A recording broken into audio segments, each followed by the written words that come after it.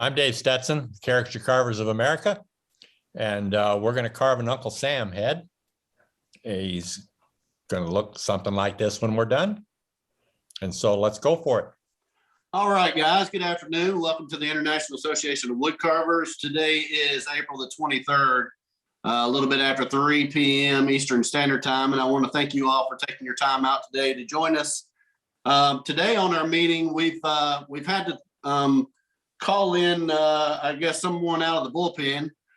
We had a presenter that had signed up with us, and for work reasons, they weren't able to come in and present. So we originally were going to plan on canceling the meeting, and we had somebody that came in and said they were going to go for it. So today on our meeting, we've got Dave Stetson that's stepped in. He's pinch hitting for us. He's going to come in and he's going to do a little demonstration and talk to us about an upcoming class that he has, carving Uncle Sam. That class is going to be starting on May the 7th. I think Dave will be talking a little bit more about it, but I know he has rough outs available for that class. Those are available through Dwayne Gosnell. So if you're interested in the class, again, Dave's going to be talking about it a little bit. Reach out to him, sign up with him for the class, and contact Dwayne Gosnell so that you can receive the rough outs in time so that the class will be able to start on May the 7th. There's another workshop that's going to be coming up by Janet Cordell. Janet's going to be doing a class on a bighorn sheep that'll start on May the 9th. Same thing, if you're interested in signing up for that class, reach out to Janet Cordell. She's presented with us in the past, and sign up with her, and she'll tell you all the materials and stuff that you'll need to be able to be ready for that class starting on May the 9th. Through the International Association of Woodcarvers, we've got a few things that are coming up in the near future. We had another person that was scheduled for next weekend that's not going to be able to join us. We're talking about doing maybe an open forum.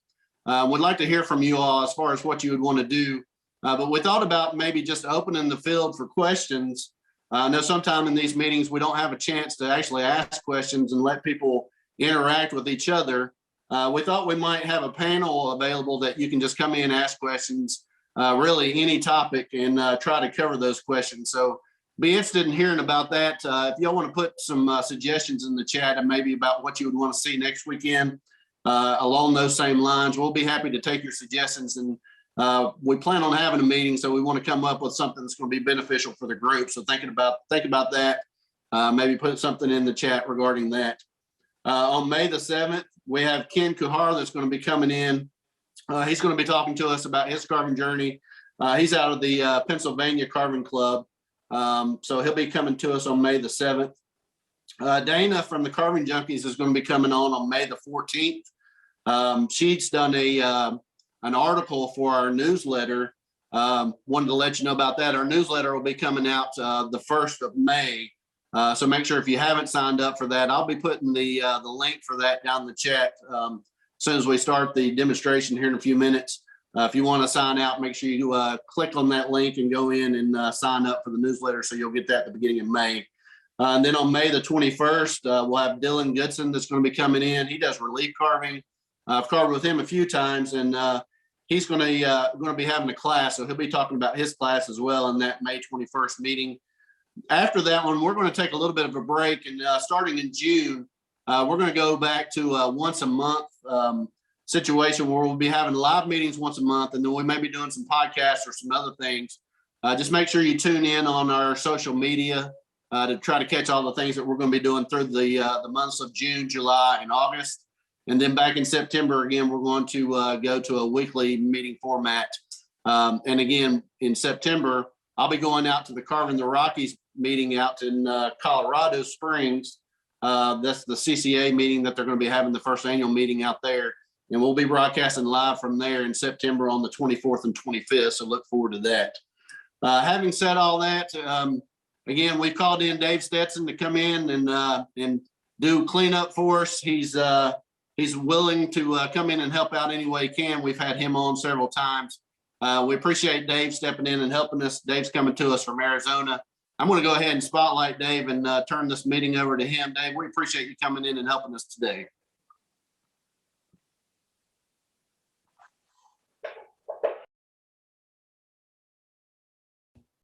unmute myself. Thanks, Blake. Yeah, we're gonna, I guess, run this kind of like getting samples at Costco. You know, you run in and you go up to the sample lady and get your free samples, but you don't really walk out of there with a meal. So that's kind of where we're going to go with this. So I'm going to count on you guys to ask questions, because I don't know what you want to know that I can help you with. We've got an hour and we'll see what comes about. But I started with we're going to do a bust. So I've got this bust that I prepared for a class, which is just the head of the figure that we're going to do.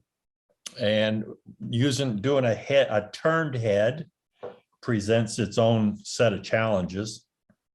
It creates more interest, I think, and creates some movement, which is always good. So when you do a cutout of that head, you know, you get a semblance of a profile. Stick those, you know, cut that profile out and then stick those back on, cut your other profile and pop them off. And this is what you end up with for a cutout. It doesn't really give you a lot to go on. It looks kind of confusing and kind of screwed up. And it's like, wow, this cut sort of lines up with this one, but it doesn't, and it's all out of whack, and this doesn't line up and that doesn't line up. So everything's kind of sci-fuddled, but you have to go with what you know, not with what you see. I use a hot glue gun to put a little tack on there and spot these back on. So sometimes the glue's fun to peel off. But looking down on this piece, I'm going to turn his head to his right, and I'm going to turn it about 45 degrees. So if I look at the top of the hat from above, I'm going to go from this corner to this corner, connect the lines, and that's going to be the center line on his hat, which is going to turn out to be the center line on the head, if the hat's sitting straight on the head. And we're just going to give it a twist. Now, if you want to turn the head and tilt the hat, that creates a whole another set of issues, but we're not going to get into that. So given this center line, if I'm going to make this hat, the top of it as an oval, kind of gives me an idea. All of this corner and this corner have to come off. Same with the back and front corners. And because the hat's tilted back a little, you're going to have to respect the wood grain as you're taking this down. So once we just kind of come in here on the side of the head and pull some of this excess off, start getting in, I'm going to stop shy of the hat top so I don't remove the brim of his hat completely. Then I want to get the side of this corner back to the center of the head. Quick question, Dave. Do you always work with another model in front of you to cut from? No. No. Okay, thank you. I don't have another model until I've carved one. Unless I do a clay piece or something. One of the interesting thing, I did this project, the first one I did was in 2005, which doesn't sound like so long ago, But when you figure that we're already up to 2022, we're going back a few years. And what happens is that I don't do things the same now that I did back in, 15, 20 years ago. So it causes you to reflect on what you're doing or what you've done in the past. I'm finding that some things I do better now than I used to, but there are also things that I used to do that I don't do as well now. And I don't know why that is. But when if you save what you've done from the past, some of it anyway, it gives you an opportunity to reflect on where you are and the road you've traveled to get there.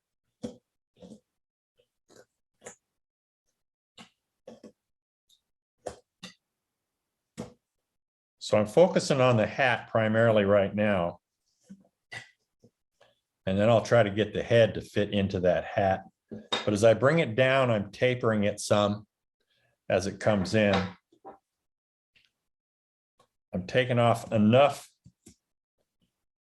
to try to get it symmetrical, but I don't want to take off more than I need to because I want to have as much wood as I can. So I've got to adjust the top a little bit.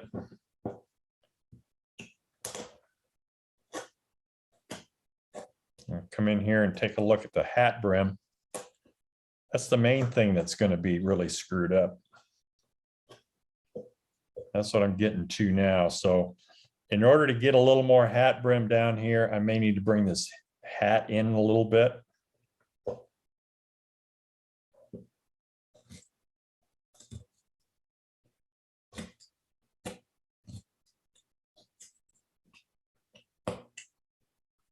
That looks okay for this side. Straighten this up a little bit.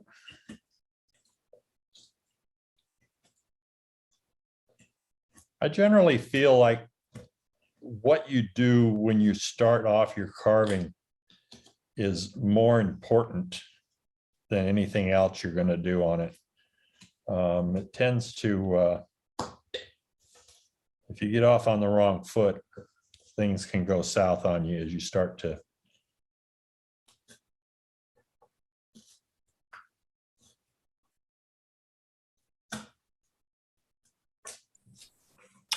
Hello, Dave. I have a question. This is Alfred. Yes, sir.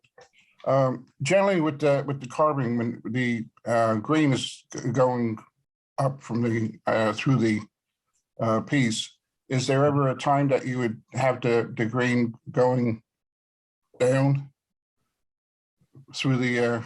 Yeah, the grain's going vertical through the piece. Hmm.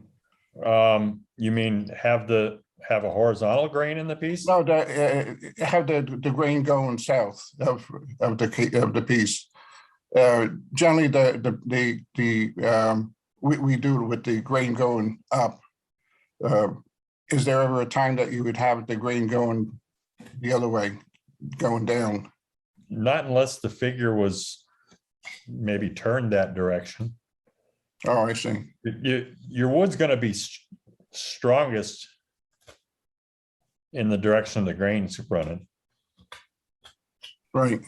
And when you oppose that, it has a tendency to become easily broken if it's thin. Hmm.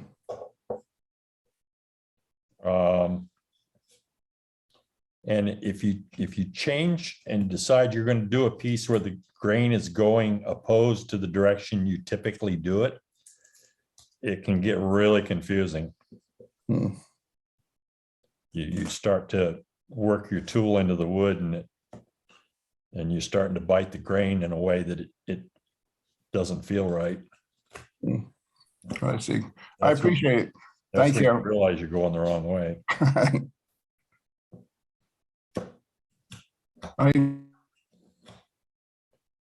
So I'm intentionally leaving flat surfaces here because that allows me to see if I'm symmetrical or not. So if I'm looking like right here from the front corner of this hat to this point here,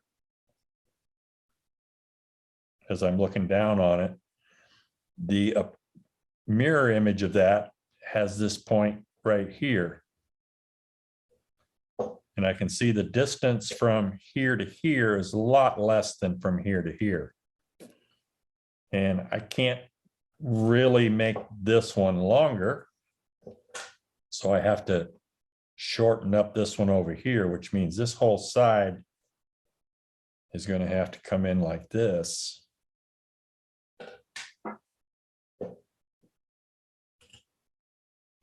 So symmetry, at least in the hat, is something that I'm working on. I can't think of a lot of hats that aren't symmetrical.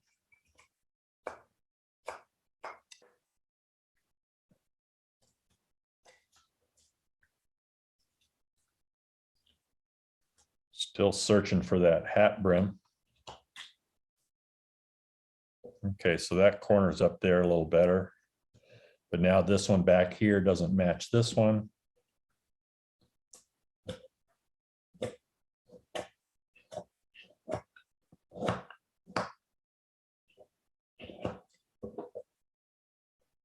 So I know there's been times in the past where I've kind of been working on something like this, and I think, you know, I don't want to waste any more time up here screwing around with a hat, because that's not what this is all about. I want to get to the face, because that's what I'm working toward, and that's what I want to make looking. That's what I want to have looking nice. And so I would forego finishing off this hat, but I've learned over the years that it's really important to get things right. When you think, well, I'll just fix it up later. Later never comes. And then you find you're relating to something that you've done wrong, and it has a tendency to rub off on everything else you do.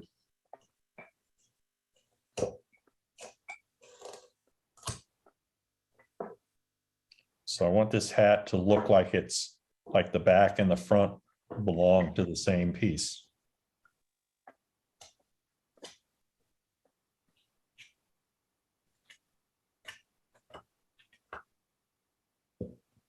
And I don't want to get carried away and make this part of the hat too small, because that's going to determine the size of the head that goes into it. Because the head that I put underneath this hat literally has to go into that hat.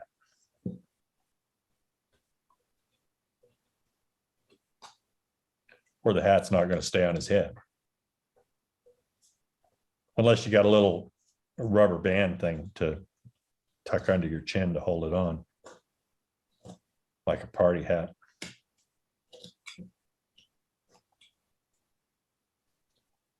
Okay, so that line from the hat, I want to extend down so that this line matches this line. On this side of the hat, I'm going to be in really good shape, because this is a nice clean surface to set the hat brim here. So I'm good there. Over here, I don't know. I got a lot of funky cuts here that don't seem to look right. So I'm going to come down and set the back edge.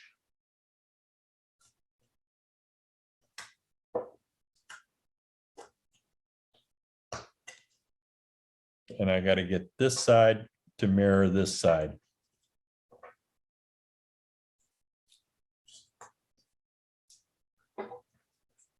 So if this is the bottom edge here, as it is over here,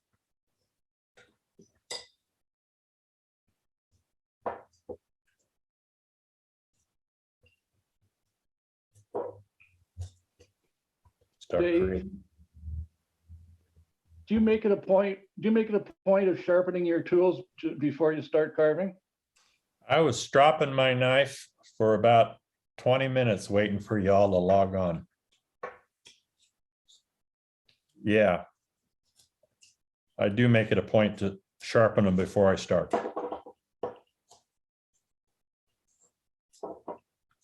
And I may sharpen it again before I'm done. Depends on how things seem to be going.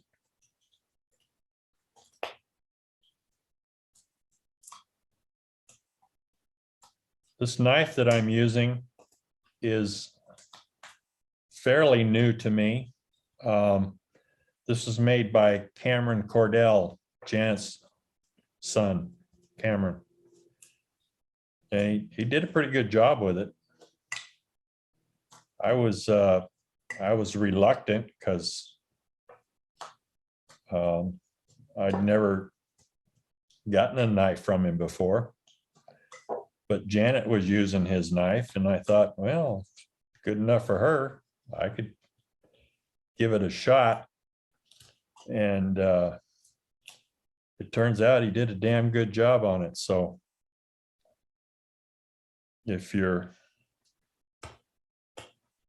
I don't,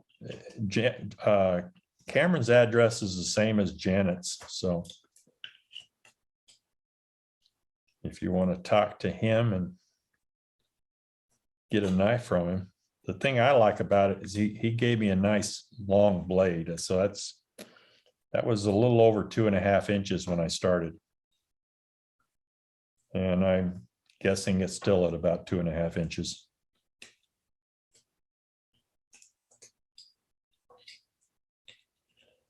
I don't know anything about the steel.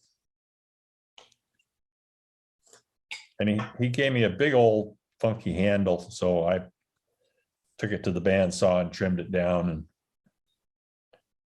sanded it a little bit to get the shape of a handle that I like. So.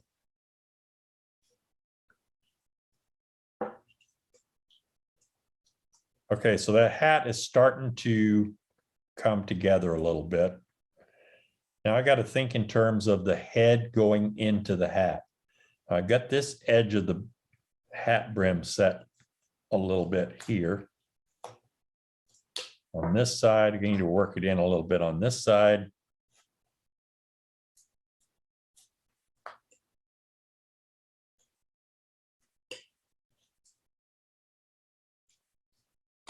Now I don't want that head to fit the hat yet, because there's going to be some things that stick out from the head. And one of those is going to be the ear, the top edge of that ear.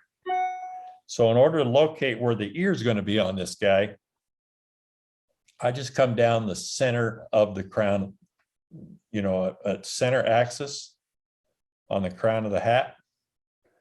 And where that intersects the head right underneath the hat brim here, going to be the front edge of the ear, where the ear is attached to the head. We'll do the same thing on this side. And that's going to intersect right here. Now, I want to make sure this intersecting point is on the opposite side of the blank as this one. And so to see that, I need to put my thumbnail on that mark and my other thumbnail on this mark and look down on them and see if they line up. And they don't. One thumb is behind the other by, gosh, almost, looks like almost 1/4 of an inch, which means this one's got to come forward about 1/8 of an inch.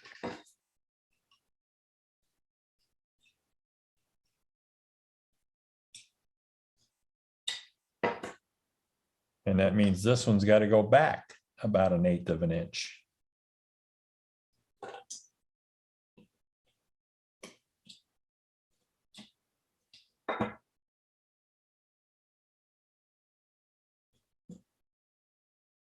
That,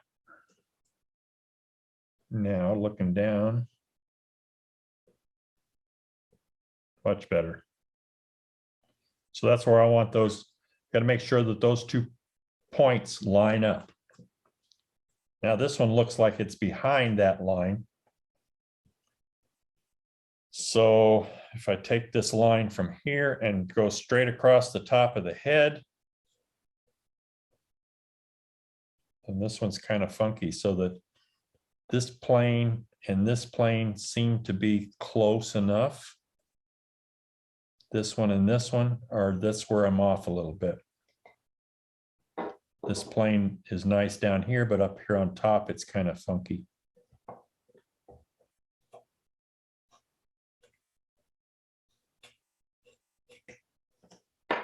It's all part of trying to get that, to get everything symmetrical. And looking down in here, I've got a little more bulk on this side of the hat brim than I do over here, which can throw it off.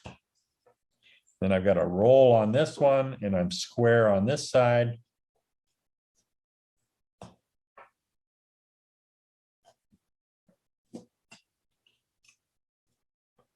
So there's all these little subtleties that can throw the symmetry off on your piece.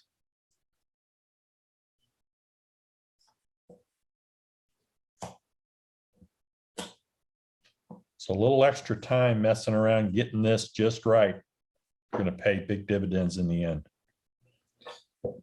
Now I got to think in terms of, I've got a center line on the hat, which started here, comes down to here.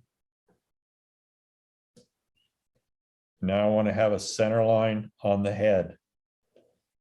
So I'm going to start at the bottom edge of the hat brim, continuation of this line. Come right on down. So I'm lining that, trying to get that line, center line on the head to line up. Now all these cuts, because I turned the head and because of what's going on with the head and the beard, the nose, all those features in one direction, this big lump that's showing up here, you think, well, why the heck am I getting that big lump on there? Well, this whole lump that shows up on the face is because of the collar he's got standing up here on the side. So you got this collar standing up, which means this wood, all of this wood up in the front is just for this little bit on the back edge. So when you turn the head, all those things have to be compensated for, which means this lump over here is for the collar on the other side. And this big lump sticking out is for his shoulder. This is this one. So now we need to work all of that down and try to get a symmetrical face, knowing that everything that I've got on the front is for the back. So I've got to be careful I don't get carried away and take too much off back there.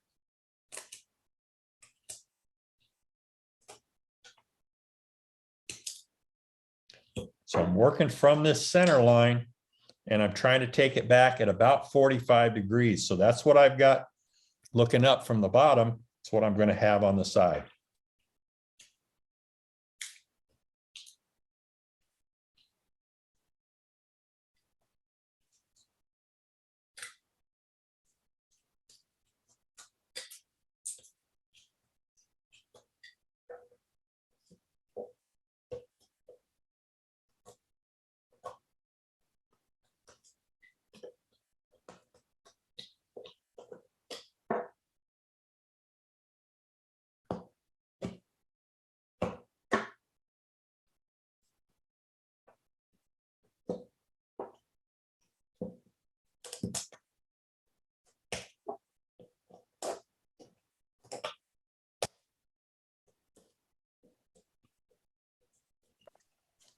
Hey, Dave, quick question. Will they just be able to work from a rough out for your class, or will they also have the opportunity to do a cutout? Oh, it's their choice. The rough out makes it a lot easier because you don't have to deal with everything that I'm doing now. Everything I've done in the last 30 minutes on this head is already going to be done for you on a rough out. So rough out's going to save you some time. It's hopefully going to make sure that all these things that I'm trying to concern myself with right now are already taken care of. But no, there's a pattern available. They sign up for the class. All of this is done.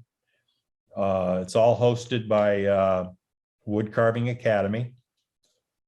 Once you sign up for a class, I send you all the logon information, and you can go to the Woodcarving Academy and access the patterns, print them out, and you can enlarge or reduce the pattern to any size you want. But all of this work that I'm doing right now is already done for you on the rough out. So it's saving you all that work. So there's the collar that we're trying to leave. There's the lump left on for the ear.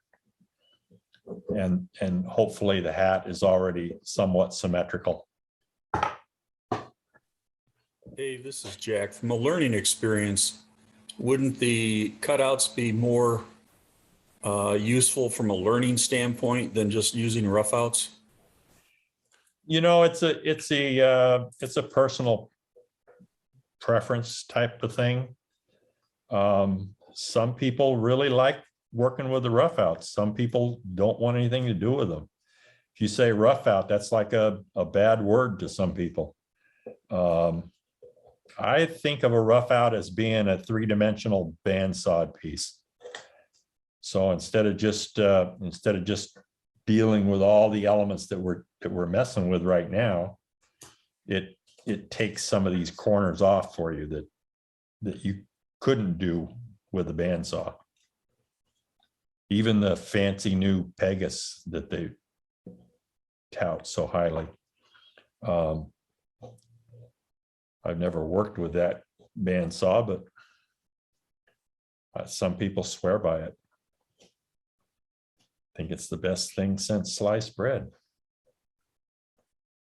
But no, and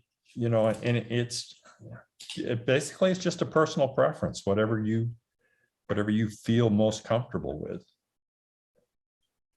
I just listened to a lot of your comments in the last half hour, and there's a lot of learnings there for someone who's trying to carve something from scratch or just trying to learn how to do the basic carving. And they'd miss out on that if they just went to a rough out. Yeah, I can see your point. I got to tell you, when I started carving, I wasn't doing this. I wasn't turning these heads. I tried a couple, but I screwed them up so bad. I'm thinking, why am I getting into this? What the hell am I thinking? But what happens is that each step along the way as you're learning to carve is adding to what you've done in the past. And some people might not be ready for this. When I started to carve, everything was straight up and down, hands to the side, hands in the pocket, arms to the side, feet side by side, symmetrically. And if I got it screwed up symmetrically and it didn't look right, I heard somebody say, well, if it's caricature, it doesn't have to be symmetrical. It doesn't have to be right. Well, if it's not right, what is it? It's wrong. And just because it's caricature doesn't give you license to do it wrong. So,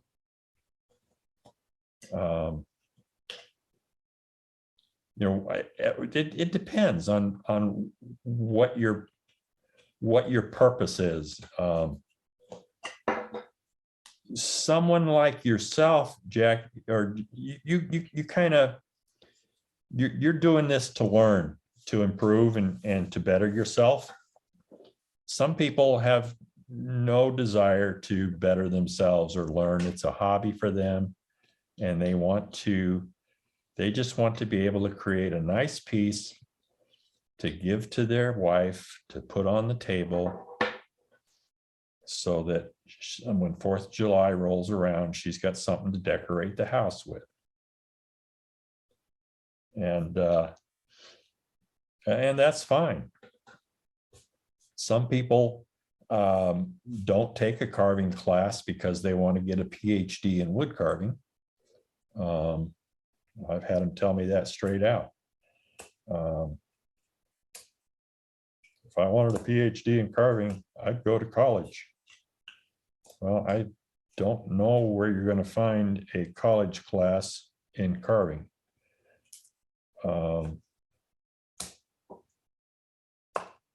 But it's a hobby for them. And some people go to these roundups and wood carving affairs with strictly social aspect on their mind. You know, they just want to sit back and I've actually heard guys tell an instructor, hey, don't bother me. I'm just having a good time. And that's fine if that's what they want to do. But as an instructor, you want to make yourself available for those that do want to learn.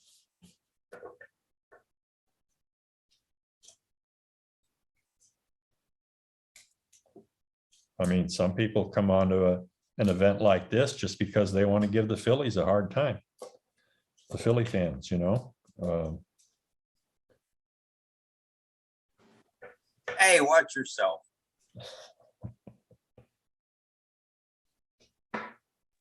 When you got a lot of material to work with against the Phillies, it's no wonder.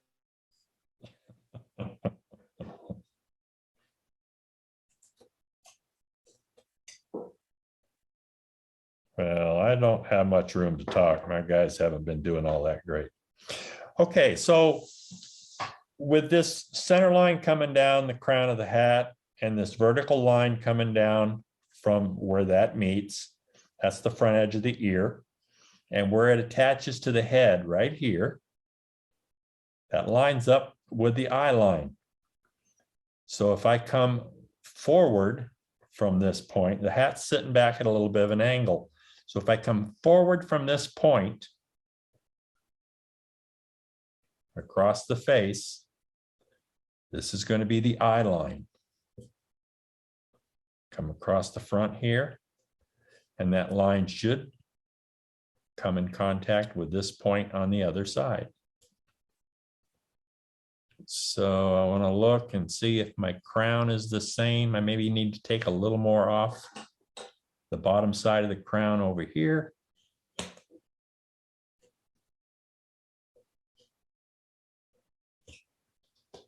Which might in fact raise my eye line up ever so slightly.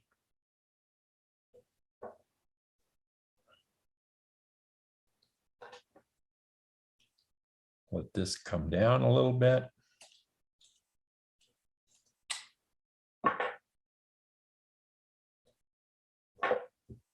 So make those needed adjustments. Okay, so this is half of the head. So from the chin, and he's got a long beard coming down. So I'm going to say his chin is maybe about in here. His eye line, his nose, the base of his nose is halfway between the eye and the chin. And if I take this distance and double it, that means the top of his head is going to be about here, which means that there's that much of the head up in the hat. So from the chin here to this point here is the length of his head. Now you got the hat and you've got his chin whiskers all, you know, competing for the wood that's available. But all I'm going to need down here is for the goatee coming off his chin. And by the way, this Uncle Sam, I don't know if you guys are aware of this. The back during the war, and they were trying to recruit guys to get involved in the military. They used this Uncle Sam image with his finger pointing at you, big poster, if you're familiar with that. Says, I want you, and the finger was pointing at you. That image of Uncle Sam was created by the same artist that did the Coca-Cola Santa. Name was Nast, I believe. Can't think of his first name right now.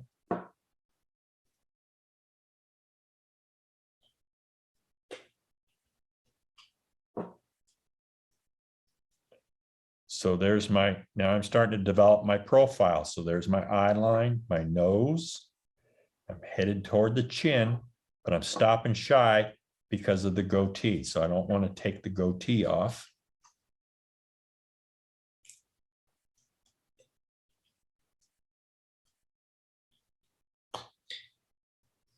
But as I bring this jawline in, this is going to be the bottom of his lower lip here. So his mouth line is going to be sitting up in here.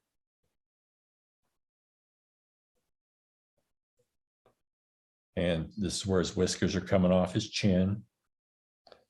It's an extension of a soul patch, if you know what I'm talking about. That's a little collection of hair above the chin under the lower lip.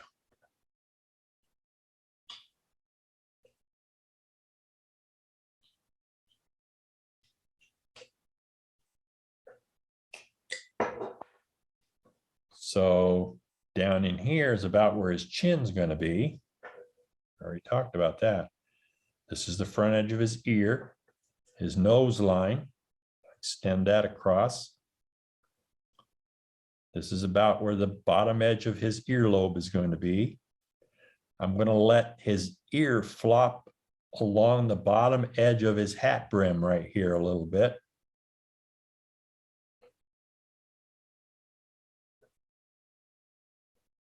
So I'm going to actually carve some of the ear out of this hat brim right up here. Same on this side. Ears coming out of the hat brim. Let's extend this nose line over for the bottom to get the bottom edge of his ear.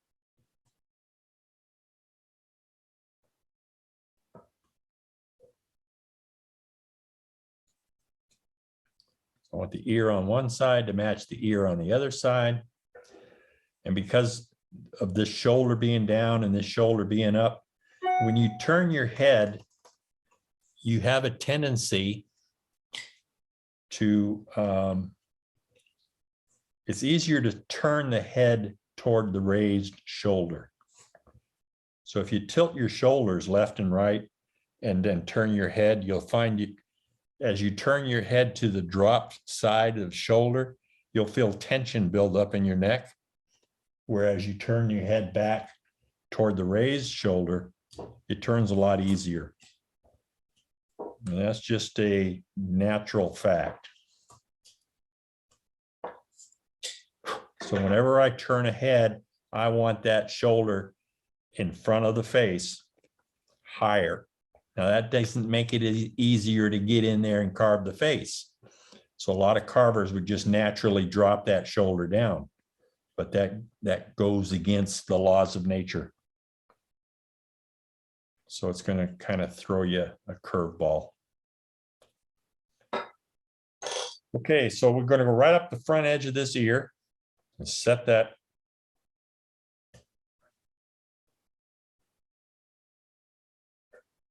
about the thickness of an ear. I'm just using a V tool to do that. Could use my knife, but the V tool usually makes a little cleaner cut. Has a lot to do with how sharp your V tool is too.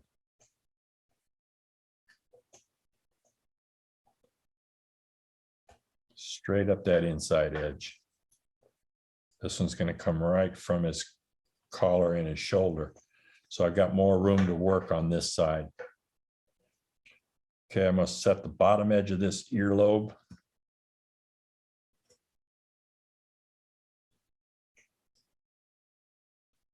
Just by going around this ear. Now, this isn't a real important part of the carving, but it does stick out. So if you're not mindful of it now, the wood to do it is not going to be there if you wait to do it later.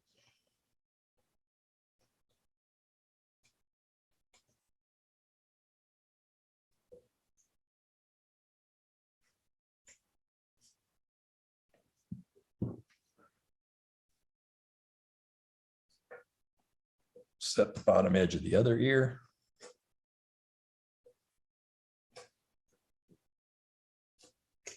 In order to keep things symmetrical, it's important whatever you carve on one side, you repeat it on the other before moving on.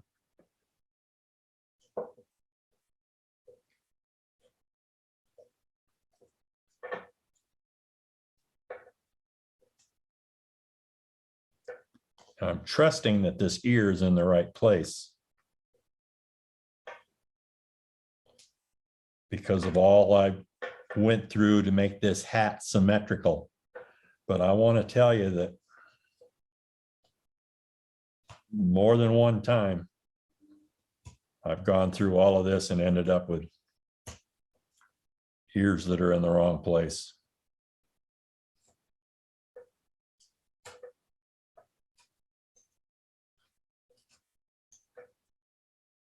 And when you usually find out about it, it's too late, because you find out about it when you've started to carve your eyes and carve your sideburns, and then the amount of room between your eye and your sideburn is non-existent on one side, and you got a whole bunch of room on the other side. So it is relatively important. So if I'm losing that center line, I want to reestablish it.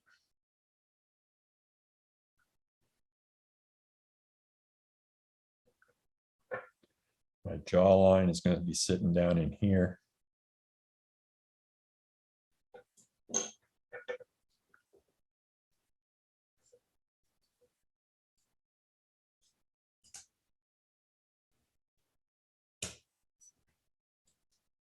So all of this wood down here is just for his goatee.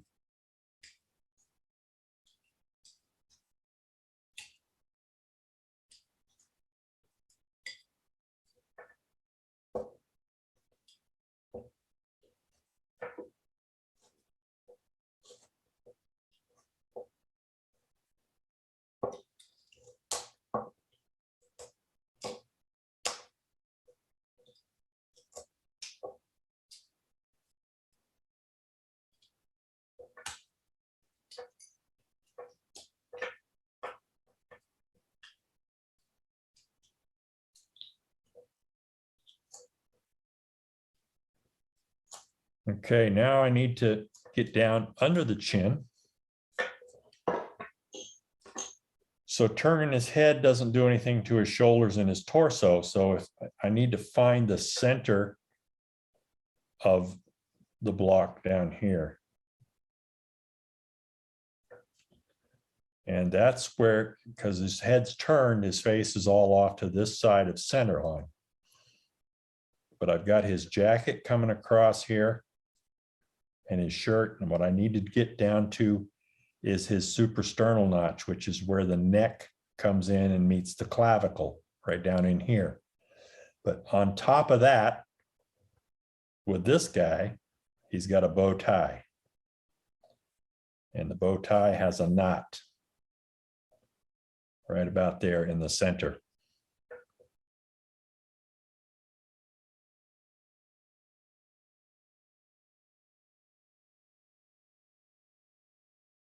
Can't even draw all of it on because I haven't undercut that goatee yet. And then his jacket, the lapels of his jacket are coming down in either side. I'll just come up here with the V tool, coming up toward his neck.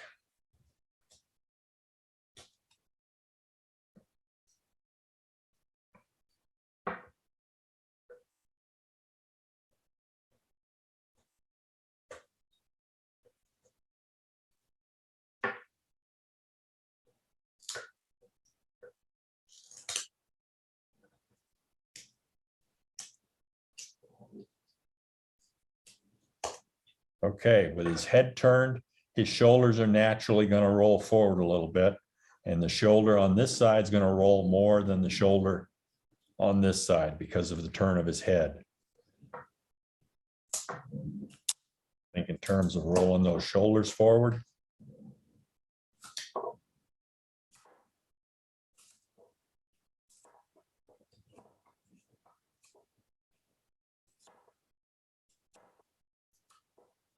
It's going to roll all the way from the center point. So this is the center. Center.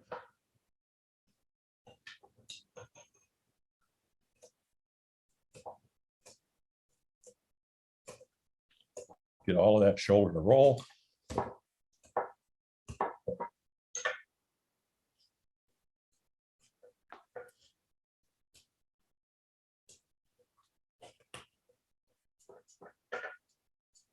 And this shoulder is not going to roll as much. This is the ways, because I want this shoulder to be up under the head here more.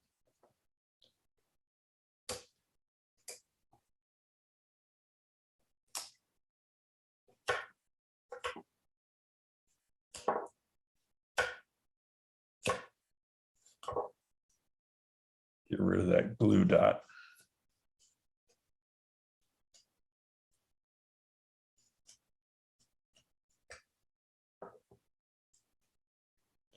And I'm going to pull the front. So the arm, shoulder and arm is going to be, this is his shoulder here. On this one, the shoulder is going to be forward more.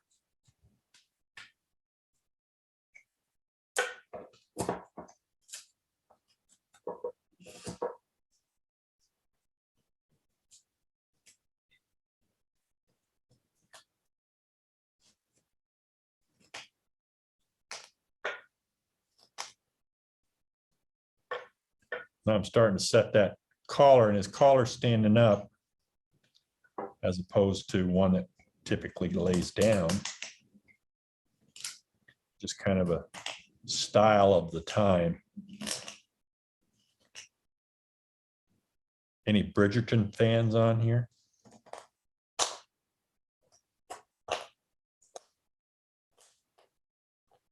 Those guys wore the high collars on their coats.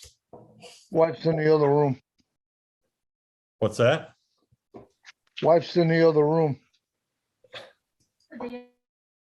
Oh, for Bridgerton? Yep.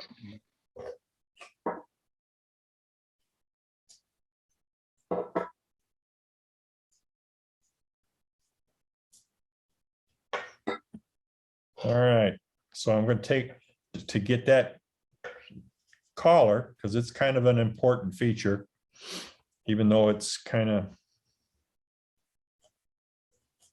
not dominating the composition. Just go under the collar with a larger gouge here.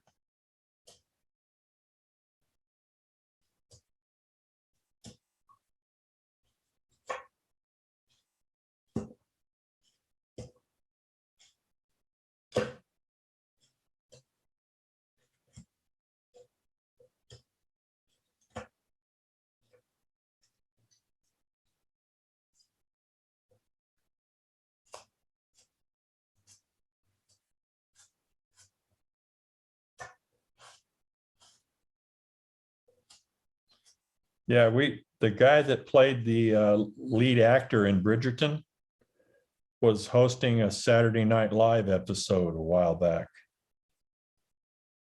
And I mentioned to Michelle, I said, he looks different on Saturday Night Live. She says, yeah, that's because he's got his pants on. I agree with Michelle.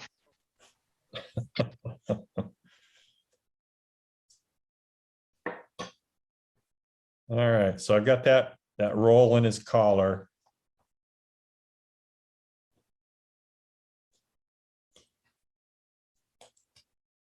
Now I can think in terms of the top edge of that collar. I'm not looking to detail anything. I just want to make sure that I've got the bulk that I'm going to need and the line that I'm going to need to create that collar and the edge.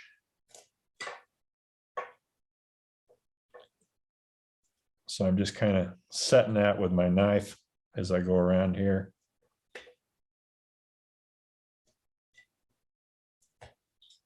And the only thing I need to work on between the collar and the hat is the hair.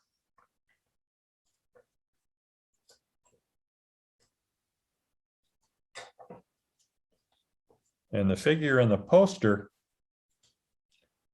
as I recall, seems to have, I don't have a picture of it with me, but as I recall, his hair is a little bit shaggy. So it's kind of long and it doesn't have a lot of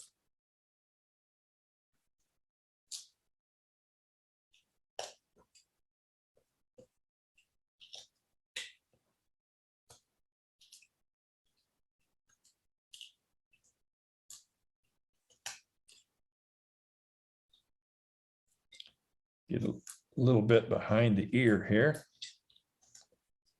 And what I'm basically doing is trying to shape some bulk for hair in the back of his head. That hair's coming out from his head, not the hat. So I want to get a good angle from that hairline under the brim so that it looks like it fits up into this hat.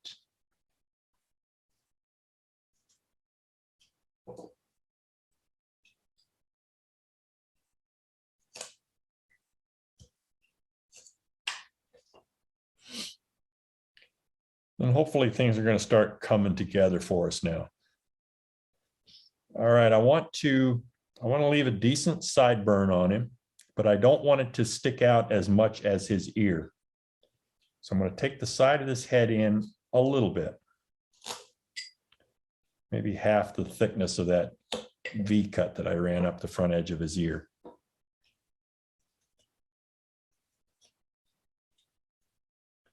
So I'm trying to keep this line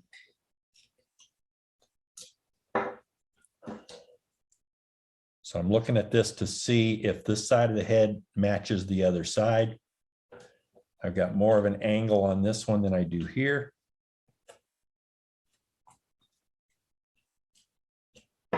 So I'm increasing that angle a little bit.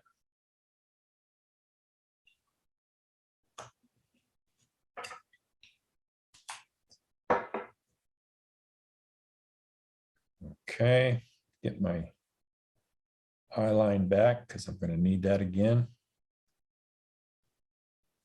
Okay, and he's going to have long sideburns. Come down and point. So it's going to come all the way down the length of his ear.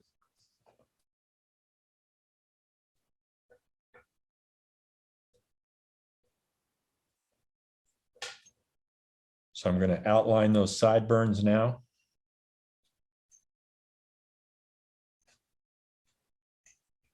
Again, using the V tool, trimming the head back.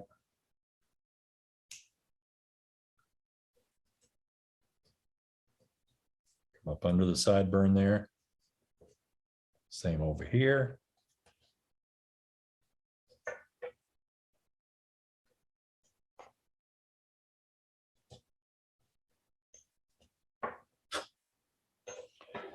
Okay, now I'm going to trim the front edge of this ear. So I want that ear to look like a wedge coming off his head. So front and bottom edge of the ear gets trimmed back. A little roll where it comes off underneath his hat brim.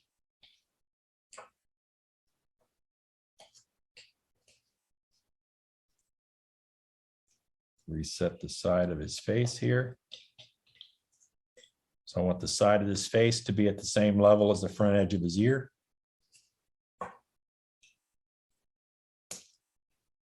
Try to match it on this side.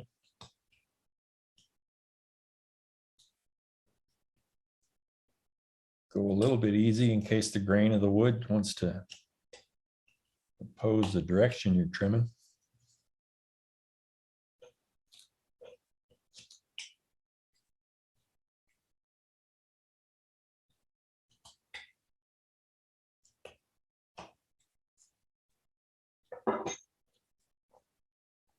Clean this up a little bit.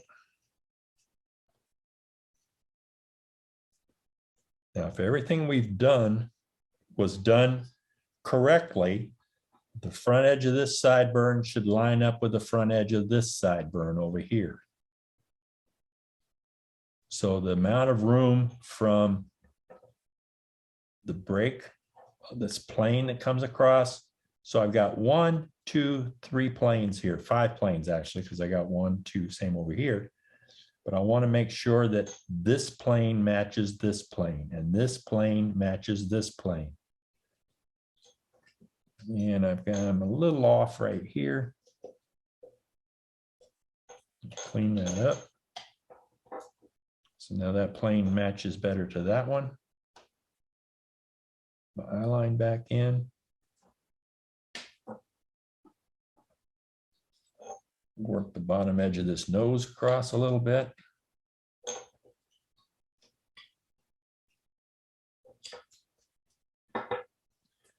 Okay, this nose is the most prominent point on his face. Let me get some of this stuff out of the way. So I'm going to put a nice round ball on the end of this nose. I'm going to try to maintain that ball.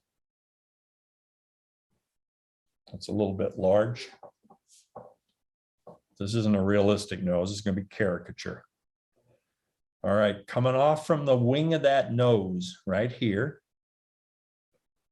I have something known as a nasolabial fold. Or some people call it a smile line. It's the crease in the face right here, right? And when it's known as a smile line, it's because it smiles, but it doesn't always smile. Sometimes it just kind of comes down naturally. So if I want this to smile, there's a muscle connected to the corner of the mouth that's also connected right here to the cheekbone. And so when that muscle contracts, it causes this mouth to smile. But the first thing it does, because it's attached right here, is it moves and modifies the shape of this nasolabial fold, and that pulls back and up. So it does something like this.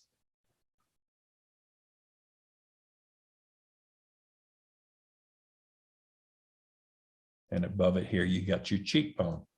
So I'm going to draw in where that sits. I want to make sure I've got the same amount of room between that and the sideburn on each side. And I'm just going to start an indication with a couple of cuts right here.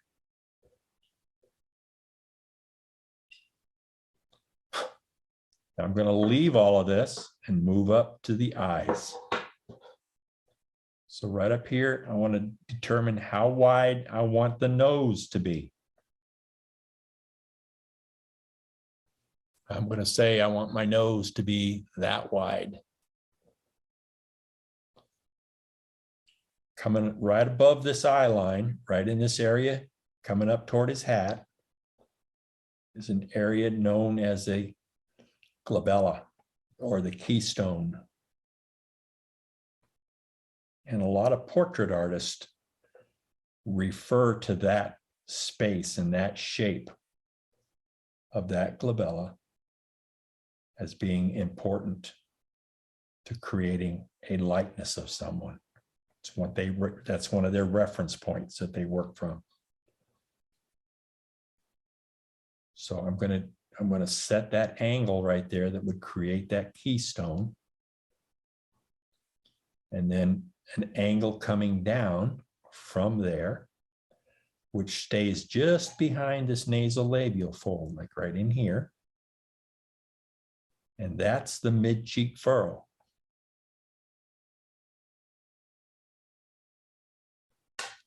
So I'm going to come in with my knife. And I'm going to make a chip cut. 1, 2. Straight into the face.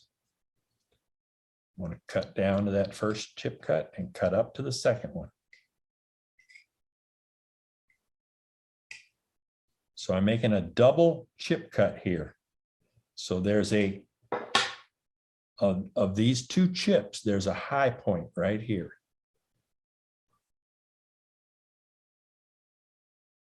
Right there's a high point from those two chips. So I want to develop both of them at the same time.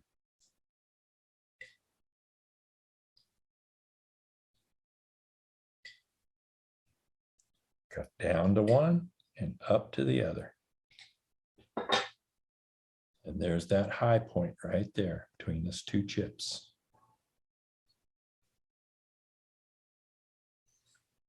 Now, considering this be the mid-cheek furrow, it's going to swing back and under the cheekbone when this mouth pulls up for a big smile. It's also pulling the corner of that mouth up like this and like this. All right, I need to set the top of his brow right up in here, or the eye socket, I should say. So another stop cut and shaving up to that point.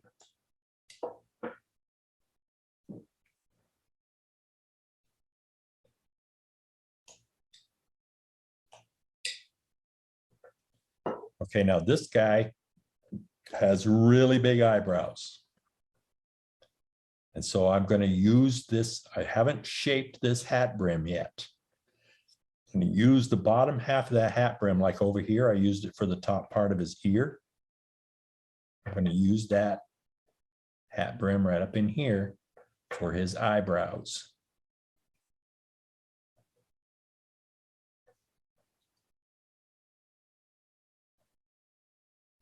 So that part of his hat brim is going to be eyebrow. Get one over here on this side.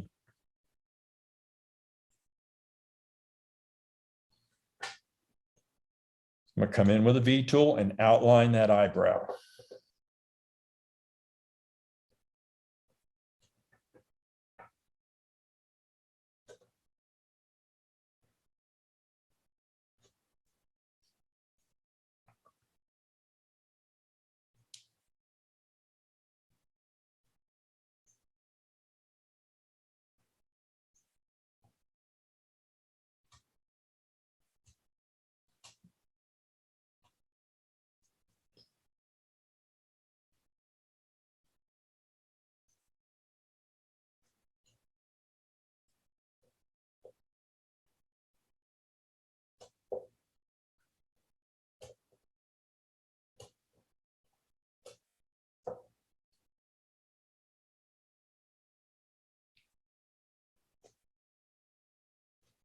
Okay, so that has given me some bulk right in there. So I need to trim the bottom edge of this hat brim. Leaving those eyebrows a little bit out of the center toward each eye.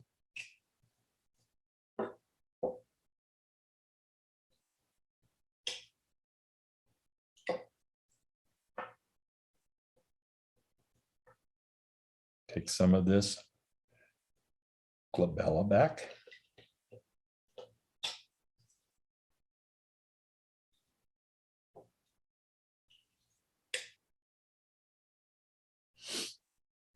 And I'm going to trim this hat brim, and the front of it generally tends to curl up slightly. It's down in the front and then it curls up as it goes back. So I'm rounding over the bottom edge of this hat brim to the eyebrow. Typically, doing a cowboy, you'd round this over all the way to the head.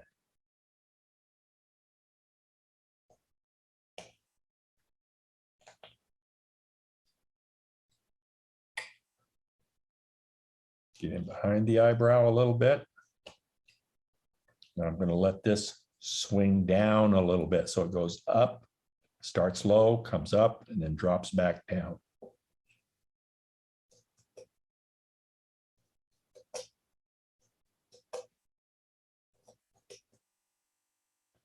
And drops down to the ear.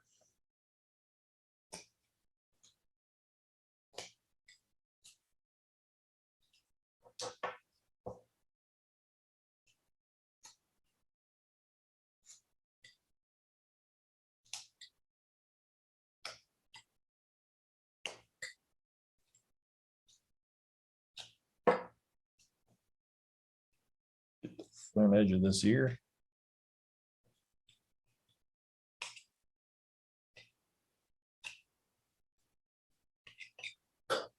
I've got all that bulk right in there for an eyebrow above the eyes. And I'm going to match it up on this side.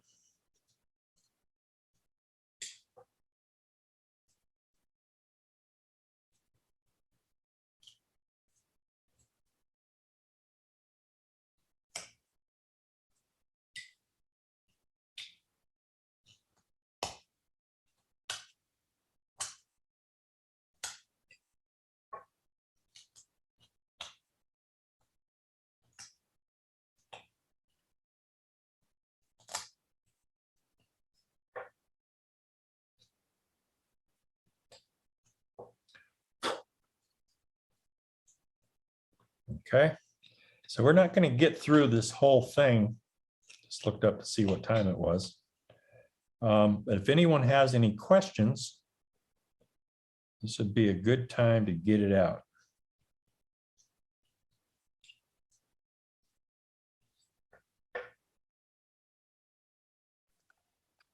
Dave, I've taken a few of your classes before. Can you tell the people who haven't taken a class kind of what they can expect as far as the class material goes?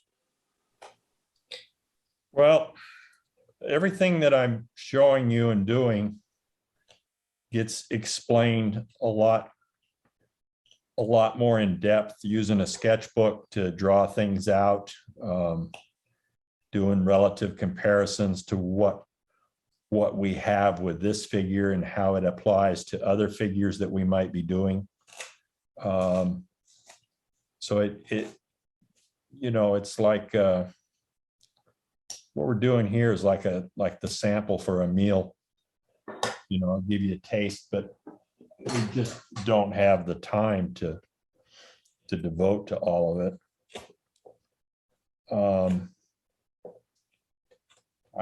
I've spent, it's scary to say this, but I've been struggling with this for about 45 years. And it hasn't been easy. Early on, I wanted to learn from the best, which if you want to learn from the best, you got to kind of hang around with the best. And so I got a hold of a very good friend that I met at the Woodcarvers Museum in Monument, Colorado back in 1988. Steve Prescott, he told me his name was. He lived from Fort Worth, Texas. Steve and I became really good friends.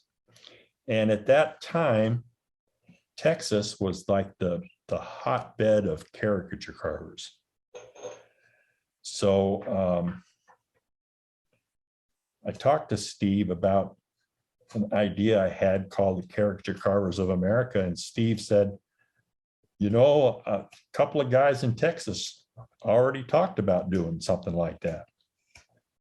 I said, really? He says, yeah. He says, Charlie Winstead and a couple of his cronies they even had business cards made up that said Caricature Carvers of America. I said, oh, well, whatever became of that outfit? He said, well, nothing. It never really happened. They just kind of talked about it and thought it would be a fun thing to do, but never followed through with it. I said, well, let's follow through with it. Let's do it. Let's do something with it. So he and I put our heads together and wrote out a letter and sent it off to everybody that we wanted to learn from. And said, how would you like to join this organization? We'll get together once a year. And so we were just kind of picking each other's brain. Dave Dunham was a big part of that. And Steve and Dave were friends. But we got this organization started and did it for strictly selfish reasons, because we wanted to learn from these guys. And it gave us a chance to get together with them once a year. So, yeah, I mean, that's what helped form what I do. I mean, it's not like I figured all this out myself, although a lot of it I did. And that came from when I started teaching, because people would ask questions and I'd have to figure out how to come up with a civilized answer for them. I'm still trying to figure that out. But anyway, that's how we kind of get this all blocked in. And you can, I don't know if you can see it. I can see it now. I can see everything that I need to do from this point on. Setting the edge of his collar, setting his beard or goatee down here.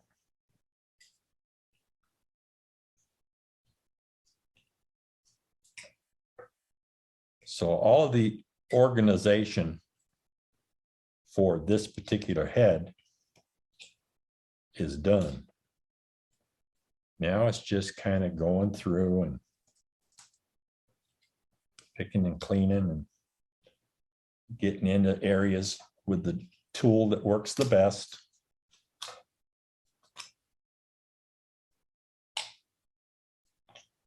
But yeah, anyway, the same way when there's a need for something, you try to find a way to satisfy that need. And when COVID hit, I found a need to be able to continue trying to teach other people what I'm trying to do. And I didn't know how to do it, so I went to somebody that did. And he started helping me through the process of developing Zoom classes. And then Janet Cordell contacted me and says, I understand you're doing Zoom classes. And I said, yeah. She says, well, how do you do that? I said, so I told her everything I knew. And so we were exchanging information back and forth. And then finally she says to me, well, she's thinking I'm really brilliant. You know, I'm knowing how to do this. And finally she says, well, how do you deal with the recordings? I said, Janet, I ain't got a clue. She says, well, you're doing it. I said, well, it's being done, but I'm not doing it. So I got her in touch with Yaron and she started teaching. And it's become a fun, easy way to do it. And because I'm not able to get away from home like I used to, I am a caregiver for Michelle, so that precludes me from getting on a plane and flying off places like I used to, or driving to places that I used to go to. So it allows me to stay here and still work with you guys and teach. So yeah, anyway, down in here, we get the rest of this nasolabial fold that we didn't really block in. I have a tendency to go in here and just do most of it with a knife, because the knife is generally sharper than most of my gouges and V-tools.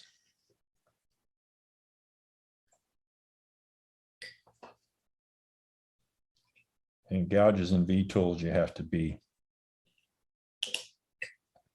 maybe a little more aware of the grain of the wood.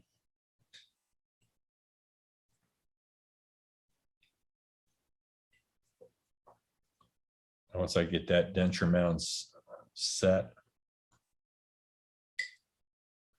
narrow it in nice and tight, because this guy's relatively lean in the face.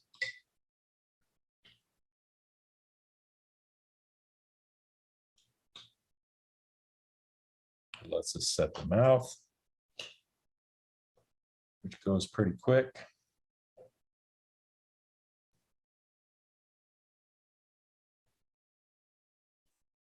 Get the lower lip tucked under the upper lip.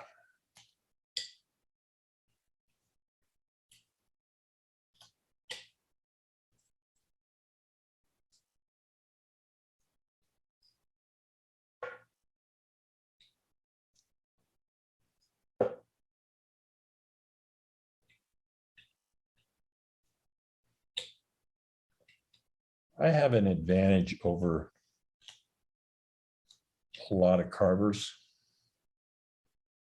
just because of numbers. I read something, muscle memory requires you to do something 10,000 times and then it becomes second nature. Your mind takes over.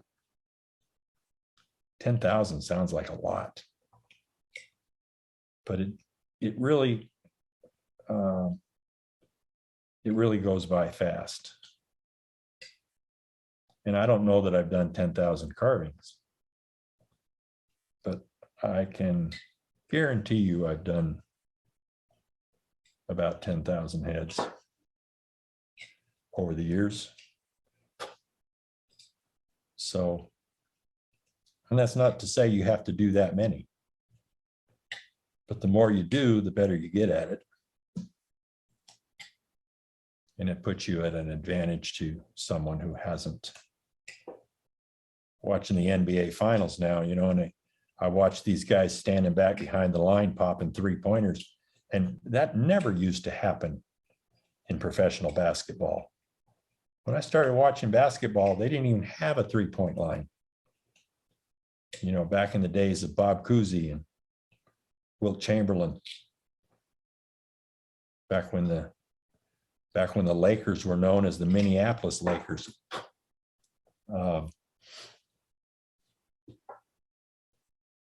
Which is crazy the way they got teams moved from one city to another and then they take the name with them. They don't get a new name for the city they're in. So Utah has the Jazz, came out of New Orleans. So now New Orleans gets a team again and they got to come up with the Pelicans. I mean, it's just crazy what sports franchises do. But you watch these guys popping those three-pointers, you know, it's like watching the Olympics and you see these girls slide across the ice, so graceful and smooth, make it look so easy. We don't realize all the times they fell down and cracked their ass on the ice that you don't get to see. So if I'm making it look easy, it's only because I've screwed up 10,000 times already.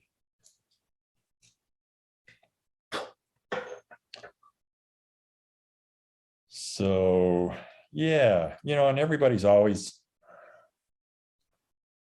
concerned with eyes, how you get those eyes in there. And there's a lot more to the eye than I'm able to share with you here right now. But we got to get the shape of that eyeball started.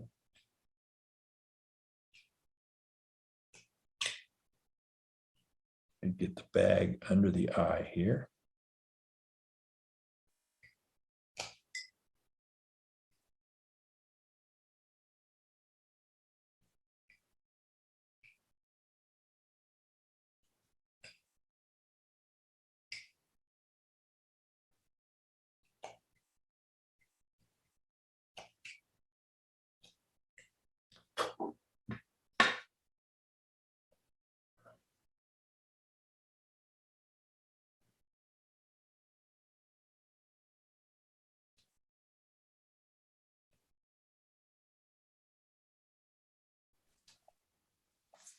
So Dave, we're right at 4:30 Eastern Standard Time, about an hour and a half in. So I'll go ahead and open up the floor for any last minute questions we've got.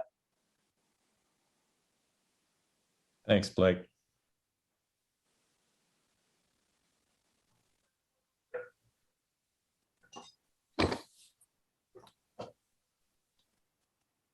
I put everybody to sleep. No, you didn't.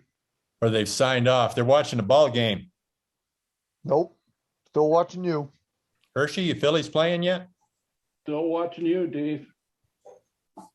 Thank you very much, man. They're playing, but I've been watching you, Dave. Learned a lot, Dave. Well, thank you all for putting up with me. Thank you, Dave. Thank you, Dave. Excellent as always. Thanks, Thank Dave, Dave. I just want to come in and say thanks for always coming on and supporting us, helping us out, and always being available if we need somebody to come on and present.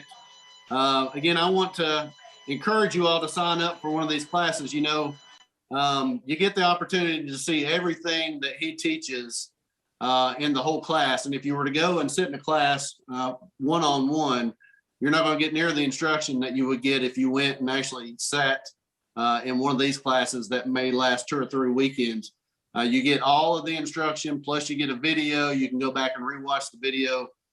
It's really a great way to accelerate your skills and learn. And I just want to encourage everybody to reach out to Dave and sign up for his class and take advantage of this opportunity. It's definitely a great way to learn. Just want to say thanks again for coming on today.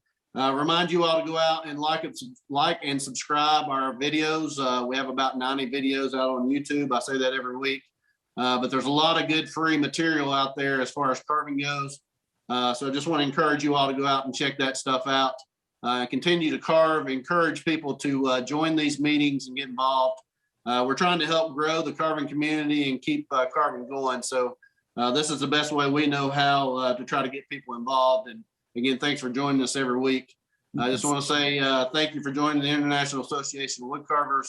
Again, it's Saturday, April the 23rd, and see you all next Saturday at 3 p.m. Eastern Standard Time. Thanks, Dave.